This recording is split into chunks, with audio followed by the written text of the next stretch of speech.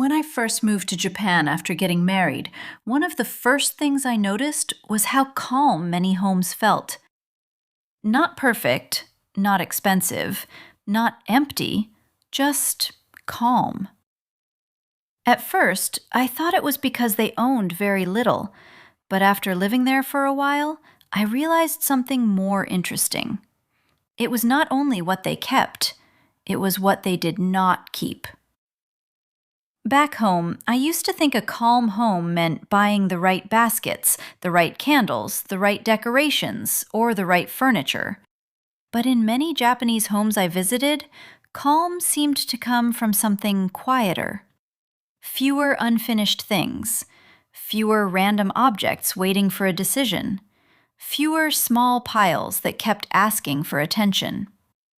And slowly, I began to notice the same pattern again and again. A calm home is not empty. It simply does not hold on to everything. So today, I want to share 10 things I noticed many Japanese-inspired calm homes rarely keep around. Not as strict rules, not as judgment, just small lessons that changed the way I saw my own home. The first thing is old receipts and random papers. This was one of the first things I noticed because, honestly, I used to keep paper everywhere. Receipts in my bag, receipts on the table, a delivery note near the door, a paper I meant to check later, a small envelope I did not want to throw away yet. Each piece looked small, but together they made the home feel unfinished. Paper clutter is quiet, but it keeps whispering, "You still need to deal with me." In many calm Japanese homes, paper did not seem to float around the house. It had one place, a small tray, a drawer, a file, and if it was no longer needed, it left quickly. That surprised me, because the goal was not to organize every paper beautifully. The goal was to stop paper from living everywhere. Now, I try to keep one small paper spot. If a receipt is important, it goes there. If not, it leaves. Because a calm table should not have to carry every small decision from the day. The second thing is too many plastic bags. I used to keep plastic bags because they always felt useful. One bag inside another bag, a few under the sink, a few near the door, a few in a drawer that was already too full. I told myself I might need them later. And sometimes, yes, I did. But most of the time, they quietly multiplied. What I noticed in calmer Japanese homes was not that people never kept bags. They did. But the bags had a limit. They were folded small, placed in one box, kept only in an amount that made sense. Plastic bags can make a calm space feel temporary, like the home is still unpacking, like something has not fully settled. So now I try to keep only a few, not because plastic bags are bad, but because no small useful thing should be allowed to take over a whole corner. The third thing is tangled cables and old chargers. For a long time, I kept every charger, every cable, every small adapter, just in case. The problem was, I often did not even know what they belonged to. A white cable in a drawer, a black charger in a box, an old adapter from a device I no longer owned. And somehow, even if the room was clean, one tangled cable corner made everything feel restless.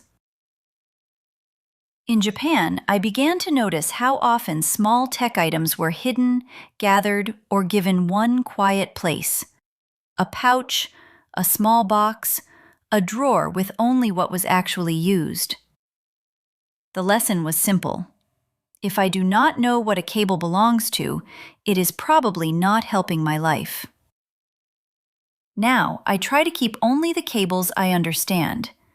If it has no purpose, no device, and no clear home, it does not need to stay. because a calm home should not feel like it is secretly storing confusion. The fourth thing is empty boxes kept just in case. This one was difficult for me because some boxes feel too nice to throw away. A phone box, a skincare box, a delivery box that looks strong, a small gift box that might be useful one day. I used to keep them because they felt practical, but over time they became a different kind of clutter. Not messy exactly, just waiting. In many calm homes I saw, empty boxes did not become accidental storage. If a box had a real purpose, it stayed. If not, it left. That made me think. Empty boxes often keep the memory of buying, not the usefulness of owning. Sometimes we are not keeping the box. We are keeping the feeling that the thing was new, or expensive, or worth protecting. Now I ask one simple question. Do I truly need this box for storage, warranty, or moving? If the answer is no, I let it go. A home feels lighter when it stops storing empty containers for imaginary future uses. The fifth thing is too many duplicate items. This surprised me because each item can be useful. Extra cups, extra towels, extra pens, extra scissors, extra bottles of cleaner, extra baskets. Nothing is wrong with any of them, but too many useful things can still make a home feel crowded. Back home, I often kept duplicates because I thought it was safe. If one is useful, two must be better. If two are good, maybe five is even better. But in many calm Japanese homes, useful things still had limits. There was enough. Not too little, not too much. Just enough for the way the home was actually lived in. That idea stayed with me. A calm home does not ask, "Can this still be used?" It asks, "Does this still need to stay here?" Now, when I see duplicates, I do not immediately throw everything away. I just choose the best ones, the ones I actually reach for, the ones that fit the space. Because even useful things become heavy when they no longer have a clear limit. The sixth thing is anything without a home. This may be the most important one. Before living in Japan, I often placed things wherever my hand stopped. Keys on the table, remote on the sofa, a notebook near the kitchen, a bag on a chair, mail near the entryway. None of these things were terrible, but they kept moving from place to place. And every time I saw them, I had to make the same decision again. Where should this go? Then I noticed something small but powerful in many Japanese homes. Daily things had a quiet place to return to. Keys had a tray. Bags had a hook. Shoes had a place. Remote controls had a basket.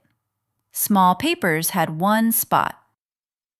If something does not have a home, it will keep borrowing space from everywhere else.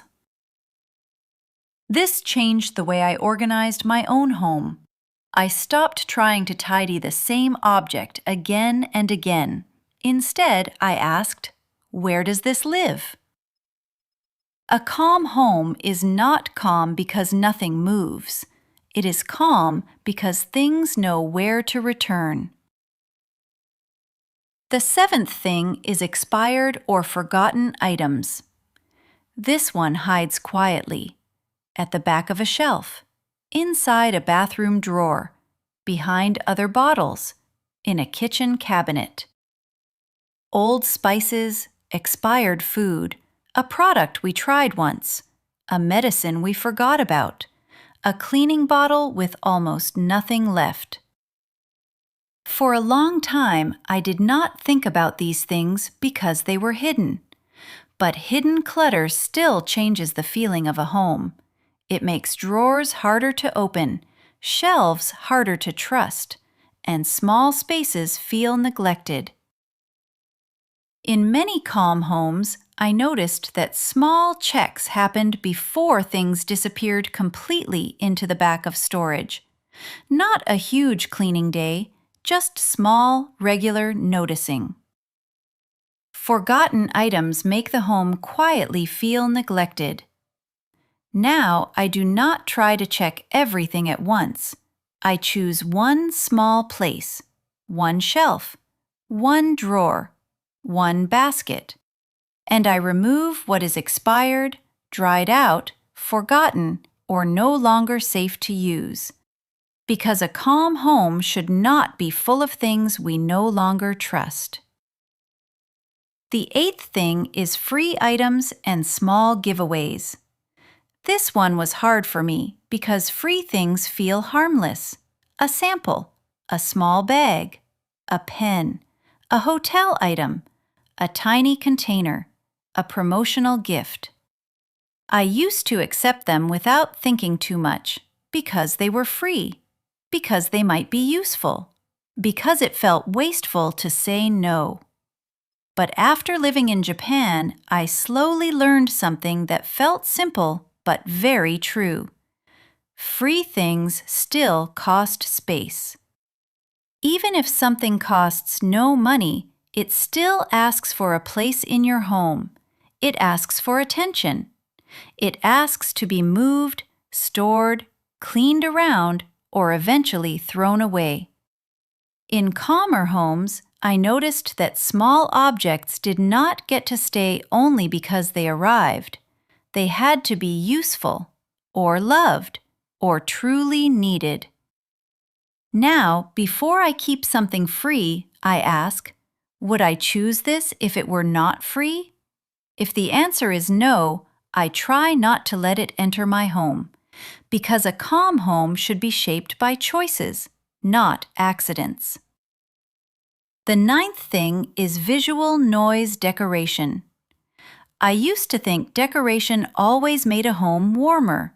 So if I liked something, I displayed it. A small souvenir, a candle, a frame, a bowl, a plant, another little object beside it. One item looked nice, but many small items together made the room feel louder. This was one of the most beautiful lessons I noticed in Japanese homes. Beauty often came from restraint. One branch in a vase, one clean surface, one meaningful object with space around it. The room was not empty, but it had silence between things. A room can be clean and still feel visually loud. Now I try to let decoration breathe. Instead of displaying every nice thing, I choose a few. I group small objects together. I leave empty space around them. Sometimes I rotate decorations instead of showing everything at once. Because calm does not come from having no beauty. It comes from giving beauty enough space to be seen. The 10th thing is items kept only from guilt. This was the hardest one for me because it was not really about the object. It was about emotion. A gift I did not use, something I bought and regretted, something expensive that no longer fit my life, something from an older version of me, something I kept because letting it go made me feel ungrateful. For a long time, I thought keeping these things was the respectful thing to do. But living in Japan slowly taught me that caring for a home also means being honest. Honest about what supports your life now. Honest about what only makes the space feel heavy. A calm home cannot be built only from guilt. This does not mean we throw away meaningful things carelessly. It means we do not need to keep every object to prove that we are grateful. Sometimes we can thank something, release it, and allow the home to hold what truly belongs to this season of life. That lesson changed me because I realized my home was not just holding objects. It was holding old decisions, old versions of myself, and old guilt. and slowly letting some of them go made the space feel lighter. So these are the 10 things I noticed many Japanese-inspired calm homes rarely keep around. Old receipts and random papers. Too many plastic bags. Tangled cables and old chargers. Empty boxes kept just in case. Too many duplicate items. Things without a home. Expired or forgotten items. Free things and small giveaways. Visual noise decorations. And items kept only from guilt. I did not become a minimalist overnight, and I do not think a calm home needs to be empty. But after living in Japan, I began to understand something simple. A home feels lighter when it does not have to carry everything. Not every object needs to stay. Not every useful thing needs to multiply. Not every memory needs to live on a shelf. Not every maybe one day needs a place in your drawer. Today, do not remove all 10. That would be too much. Just choose one small category. One drawer, one table, one basket. One thing your home no longer needs to hold. Sometimes a home becomes calmer not because we add something new, but because we finally allow something unnecessary to leave. And maybe that is where a calmer home begins, not with perfection, but with one small thing gently let go.